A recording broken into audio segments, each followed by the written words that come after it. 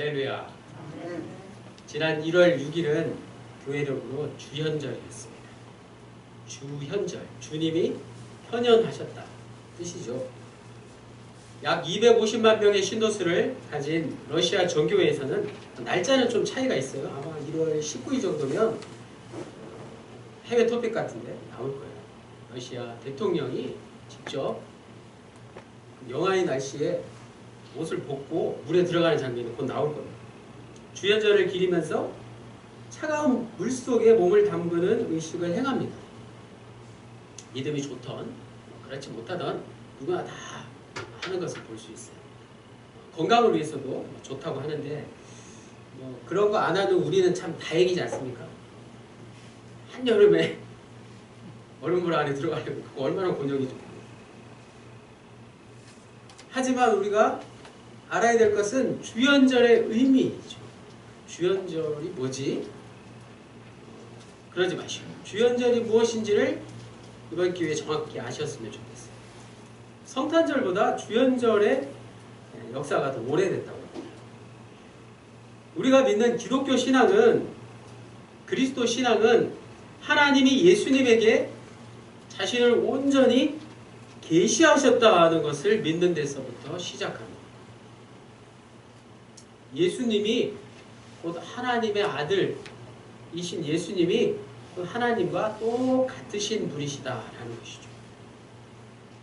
그 사실을 복음서 말씀 곳곳에 마태복음부터 요한복음까지 보면 예수님의 세례를 통해서 우리가 주현절 절기가 무엇인지를 알 수 있습니다. 예수님께서 우리에게 분명하게 나타나신 것은 출생 때라기보다는 좀 갓난아기인 성탄 때보다는 성장해서 만 30의 공생애를 시작하시면서 세례자 요한에게 세례를 받으실 때가 더 분명하다는 것이죠. 예수님이 우리에게 하나님의 아들로서 모습을 보이신 게 예수님의 공생애가 시작되는 주현절 때라는 거예요. 예수님이 받으신 세례는 오늘 이 시대에 우리가 교회에서 받는 세례와는 분명히 좀 다르지 않을까요? 어떤 차이가 있을까요? 예수님이 받으신 세례는 그 당시에 회개하고 죄를 씻는 세례 요한이 이스라엘 백성들에게 베푸는 세례와는 분명 다른 것이었습니다. 오늘 설교 본문에 답이 있죠. 성령과 세례의 연관성.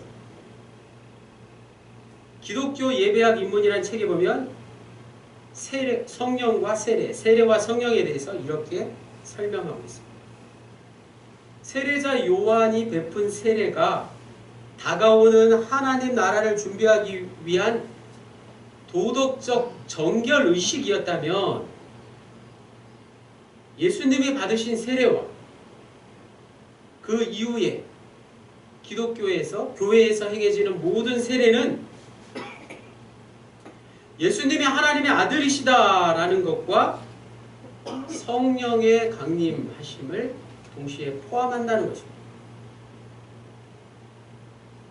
그래서 우리가 교회에서 행해지는 세례, 구세군의 입대식이나 임명식 같은 데에는 무엇이 포함되어 있다고요?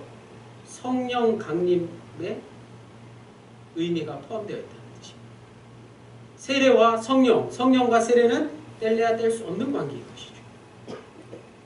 정리하자면 세례자 요한의 세례는 회개하는 준비의 세례입니다. 예수님의 세례는 성령과 하나님의 나라를 경험하는 세례였다는 차이가 있습니다. 자, 오늘 본문 14절로 가보겠습니다. 예루살렘에 있는 사도들이 사마리아도 하나님의 말씀을 받았다 함을 듣고 베드로와 요한을 보내니. 자, 오늘 본문이 굉장히 짧잖아요. 그래서 사도행전 8장 전체를 집에 가셔서 꼭 읽어보시면 좋겠습니다. 8장 전체를 내용을 아셔야지 오늘 짧은 본문을 이해하실 수 있습니다. 사도행전 8장은 복음이 예루살렘과 유대 지역을 벗어나서 최초로 다른 지역에, 그것도 유방인들이 이방인 취급하는 사마리아 지역에 전파되는 이야기로 시작됩니다. 사마리아는 당시 북이스라엘의 수도였죠. 그래서 남유대에 속한 예루살렘과는 거리도 멀었고 북쪽에 많은 이방인들이 들어와서 살던 그런 곳이었죠. 또 사마리아에서는 우리가 잘 아는 대로 아합 왕, 그 유명한 악한 왕 아합 왕이 많은 우상을 섬기고 선지자들을 핍박하는 그런 곳이었습니다. 그래서 감히 사마리아의 복음을 전하는 게 쉽지 않았겠죠. 당시 초기 기독교인들은 베드로와 예수님의 동생 야고보를 중심으로 하는 유대 그리스도인, 유대교를 여전히 신봉하면서 예수님을 믿는 그리스도인이라는 뜻이에요. 유대 그리스도인들이 예루살렘 교회의 주를 이루었습니다. 그리고 또 한 부류는 스데반 집사와 빌립 집사, 오늘 본문의 8장의 주인공과 다름없는 이 빌립, 예수님의 제자가 아니라 집사 빌립을 중심으로 하는 헬라파 그리스도인들의 무리가 그 다음 세력이었습니다. 마지막으로 사도 바울, 사울이 회심해서 사도 바울이 중심이 된 완전한 이방인들을 중심으로 하는 그리스도인으로 구성되어서 점점 사도 바울이 중심이 되어서 이방인들이 예루살렘 교회뿐만 아니라 전 세계에 복음을 전하는 그런 일들이 벌어진 것이죠. 8장에 이런 이야기들이 다 나옵니다. 출신 성분과 사역의 대상이 서로 달랐지만 오늘 이 시대에도 교회마다 약간 다르잖아요. 성향이 다르고 또 구성도 좀 다를 수 있어요. 하지만 이들에게는 공통점이 있었습니다. 오늘 이 시대 교회가 모양은 다르고 각자 다 상황은 다를지라도 공통되는 게 있지 않습니까? 그것이 무엇이었을까요? 모두가 예수 그리스도의 복음을 전했다는 사실입니다. 복음은 똑같았어요. 예수 그리스도가 십자가에 달려 죽으시고 3일 만에 부활하셨다 라는 게 복음이죠. 마치 오늘날 카톨릭과 또 정교회와 개신교가 예배의 형식은 좀 차이가 있고 신학적인 견해 차이는 있을지라도 예수 그리스도를 하나님의 아들로 성육신 하신 하나님을 예수 그리스도로 믿는 점에서는 똑같은 것과 비슷합니다. 그리고 또 어떤 공통점이 있었을까요? 초기 기독교인들에게 공통되는 가장 중요한 것은 바로 성령에 대한 견해였습니다. 성령을 받았다는 것. 오늘날도 마찬가지죠. 베드로와 요한은 빌립이 복음을 전한 사마리아 그리스도인들을 만났습니다.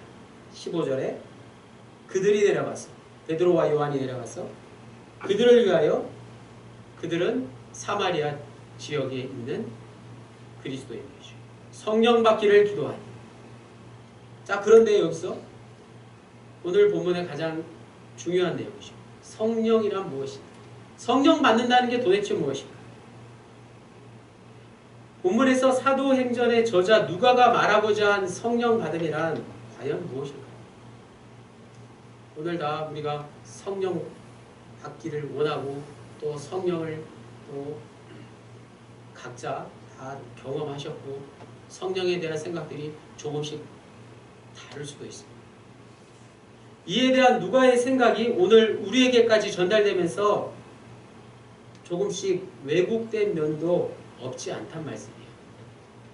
성령이란 무엇인가? 유명한 목사님들의 설교를 들으면 죄송한 말씀이지만 무조건 성령 받으라! 만을 좀 외치시는 경향이 있습니다. 성령이 가장 큰 축복이라고 말씀하시면 아멘이라고 큰 소리로 대답을 하는데 모두가 다 공감하지는 않아요. 성령 받으면 만사형통이다! 하지만 우리 주위에 여전히 일어나는 일들을 보면 그렇지가 않은 것 같습니다. 두 손 높이 들고 목소리를 크게 외치면서 성령을 외치지만, 저는 개인적으로 성령이 그렇게 크게 부른다고 즉시 오는 것이라고 생각하지 않습니다. 각자의 생각이 조금씩 다를 수 있어요. 정작 중요한 건 성령이 무엇인가. 성령에 대해서 아는 것인데, 성령이 무엇인지에 대해서는 잘 설명하지 않습니다. 힘들죠. 말로 잘 표현하기가 좀 애매합니다. 그러나 세계적으로 유명한 신학자들, 그리고 또 철학자들, 그리고 예수를 믿지 않는 사람들 중에도 이 성령에 대해서 평생 연구하고 또 강의를 하는 분들이 있습니다. 성령이란 순간 우리에게 임재하지만 동시에 우리가 평생 성령을 붙들어야 한다는 사실. 성령을 붙들지 않으면 어느샌가 바람과 같이 휙 사라져버리고 만다는 사실. 그래서 저는 성령을 맑고 깨끗한 공기라고 생각합니다. 공기는 순간 우리에게 들어오지만 동시에 평생 공기를 마시고 살아도 공기를 잘 느끼면서 살기가 힘듭니다. 당연합니다. 그런데 요즘 우리에게 아주 좋은 기회가 왔죠. 삼한 사온이란 말은 이제 옛말이 되어 버렸습니다. 대신에 삼한 사미라는 말을 뉴스에서 간혹 합니다. 무슨 뜻이죠? 삼한 사 미세먼지. 날씨가 3일간 춥다가 나흘간은 이렇게 미세먼지가 뿌옇게. 오늘 보세요. 얼마나 이 지독한 미세먼지. 환경오염으로 인한 기후변화 때문입니다. 그래서 맑고 깨끗한 공기가 얼마나 소중한지 모릅니다. 지난 주일 오후 굉장히 날씨가 추웠어요. 제가 합덕제에 가서 이제 산책을 하는데, 조깅을 하는데, 해는 지고 바람이 세차게 불어서 너무 추웠어요. 사람이 아무도 없더라고요. 그런데 딱 한 가지 좋은 게 있었어요. 숨 쉬는 게 너무 좋았어요. 사람도 없고 공기도 좋아서 마스크를 벗고 운동을 했어요. 미세먼지가 없는 추운 날씨에 오히려 맑고 깨끗한 하늘을 볼 수 있습니다. 문득 성령이 이런 건가 라는 생각이 들었어요. 맑고 깨끗한 공기처럼 우리를 숨쉬게 하는 존재가 성령이라는 생각입니다. 맑고 깨끗한 공기를 마시기 위해서 우리가 반드시 해야 할 일이 있다는 사실입니다. 오늘 말씀의 요절, 설교의 제목이 들어있는 구절 다 같이 사도행전 8장 16절을 읽겠습니다. 사도행전 8장 16절 시작. 이는 아직 한 사람에게도 성령 내리신 일이 없고 오직 주 예수의 이름으로 세례만 받을 뿐이더라. 아멘. 성령과 세례. 성령에 대해서 말씀드려요. 저는 세례를 맑고 깨끗한 상태라고 생각합니다. 겉으로 보이는 것만 보고 맑고 깨끗하다고 말할 수는 없습니다. 세례는 겉과 속이 동시에 맑고 깨끗해지는 건 아니겠습니까? 그래서 세례는 불세례가 중요하다고 성경은 비유적으로 말씀합니다. 물론 물세례가 중요하지 않다는 말이 아닙니다. 하지만 물세례만으로는 분명히 뭔가 부족합니다. 물로 우리의 속까지 맑고 깨끗하게 하는 건 부족합니다. 뭔가 강력한 불 같은 게 있어야 하지 않겠습니까? 그래서 맑고 깨끗한 공기가 외부에서 내부로 흘러 들어와서 이 안에서 강력하게 폭발해야 할 것입니다. 그래서 저는 성령과 세례 두 관계는 뗄래야 뗄 수 없는 사이라고 말씀드립니다. 또 예배 전에 우리가 부른 찬송의 가사를 한번 생각해 보십시오. 주홍빛과 같은 우리의 죄를 깨끗이 지울 수 있는 것은 물 같은 것 가지고는 소용이 없는 것이죠. 바로 예수 그리스도의 붉은 피, 즉 십자가의 보혈이 있어야 된다는 것입니다. 십자가의 보혈이란 보물과 같은 피를 말하는 겁니다. 하나님의 아들이신 하나님과 같은 동격이신 하나님의 아들 예수 그리스도가 인간의 몸을 입으시고 이 땅에 오셔서 자기 자신을 기꺼이 희생하며 모진 고난을 당하시고 십자가에 달리사 우리의 죄를 대신하여 흘리신 세상 그 어느 보석보다도 빛나는 고귀한 보석과 같은 피가 바로 보혈입니다. 예수님이 십자가에서 흘리신 피가 우리의 죄를 사하신 이유는 그 피가 가장 맑고 깨끗하기 때문입니다. 그 상태가 매우 맑고 깨끗한 상태였다는 것이죠. 세례에 대해서 베드로 사도는 이렇게 말씀합니다.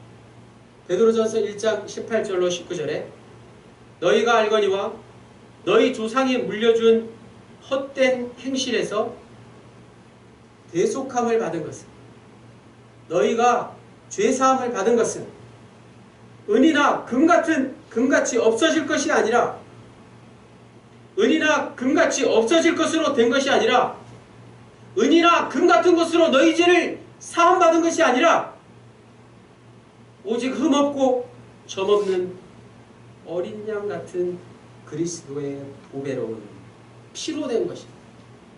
할렐루야. 아멘.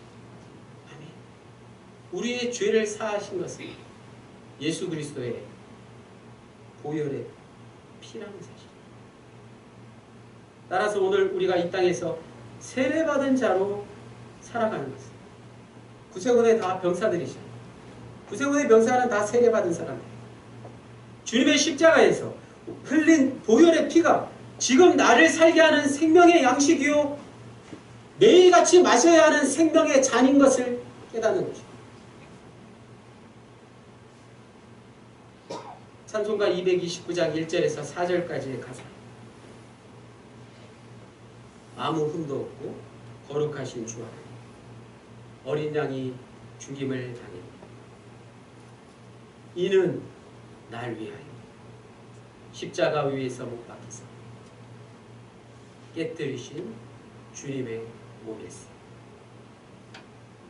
이는 날 위하여 형벌을 받으사 주가 친히 대신 흘리신 주의 보혈이었어.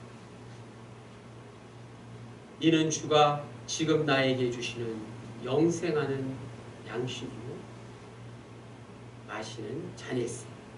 아멘.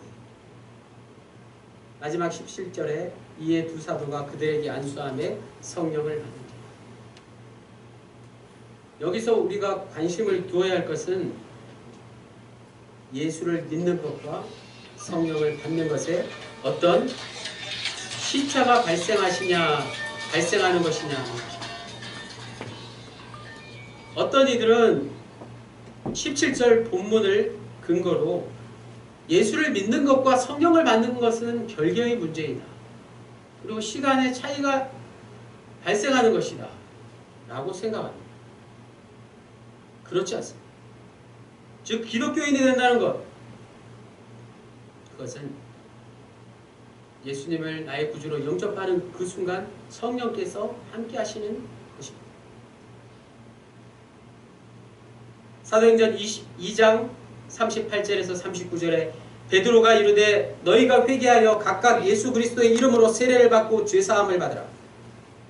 그리하면 성령의 선물을 받으리니 이 약속은 너희와 너희 자녀와 모든 먼데 사람 곧 우리 하나님이 얼마든지 부르시는 자들에게 하신 것이라. 아멘. 그렇다면 누가가, 사도행전의 저자 누가가 사마리아 사람들이 성령을 받는데 시간차가 발생한 것 같이 그렇게 오늘 본문을 기록한 이유는 무엇이었을까요? 당시 예루살렘 교회는 죄악이 만연한 사마리아 지역에도 하나님의 말씀을 받아들였다는 소식을 접하고는 베드로와 요한을 파송해서 그것을 확인하려고 했습니다. 사도들이 사마리아에 가서 그들과 함께 기도할 때 그곳에 성령이 임하심으로 모든 것이 하나님의 뜻과 섭리인 것을 확인했습니다. 다시 말해서 성령께서 사도들을 사마리아에게 보내셨고 성령께서 복음으로 하나 되게 하셨다는 것을 강조하는 말씀입니다.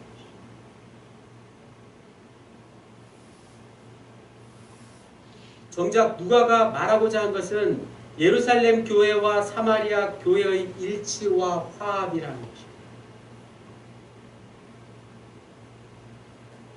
오늘날에도 교회가 확장되면서 교회의 일치와 화합이라는 문제가 대두되었습니다. 지난 송구 영신 예배 때 중보적 기도 제목 가운데 하나가 바로 이 교회의 일치와 화합, 교회의 개혁과 화합이었습니다. 한국 교회의 개혁이 정말 불가피한 지경 아니겠습니까? 그동안 우리가 잘못한 일들에 대해서 철저한 반성이 필요합니다. 더 이상 편안하고 안락한 것만을 위해서 우상적인 것들을, 우상적인 요소가 가득한 것을 교회 안으로 들여오는 잘못을 범하지 말아야 합니다. 교회는 하나님 나라의 모형이지 않습니까? 하나님 나라의 백성들이 이곳에서 함께하는 하나님 나라의 모습, 그것이 교회입니다. 주님을 섬기고 주님을 마음에 모신 우리 모두가 그래서 다 교회인 것이다. 우리가 교회입니다. 내가 교회입니다. 연약한 지체와 소외된 이웃, 먼저 연약한 이웃 교회들을 돌보는 일이 먼저일지 모릅니다. 연약한 구세군의 영분들을 섬기는 일에 주저하지 말아야 할 것입니다. 그러면 성령께서 한국교회의 일치와 화합을 위해서 분명히 일하시고 그 일을 이루어 나가실 것입니다. 그러므로 합동영문에 속해 있는 저와 여러분 마찬가지 우리가 먼저 일치와 화합의 본을 보여야 되지 않겠습니까? 그건 사람과 사람의 일치 혹은 사람과 사람의 화합을 말하는 게 아닙니다. 똑같아지라는 뜻이 아닙니다. 사람을 위해서 억지로 화합하라는 말이 아닙니다. 누구와의 일치를 말할까요? 예수님과의 일치를 말하는 것이죠. 무엇으로 하나 되라는 말씀일까요? 예수님의 말씀으로 하나 되라는 뜻입니다. 사람의 말을 듣고 하나 되라는 뜻이 아닙니다. 저는 합동영문에 부임해서 종종 이런 일들을 경험하고 있습니다.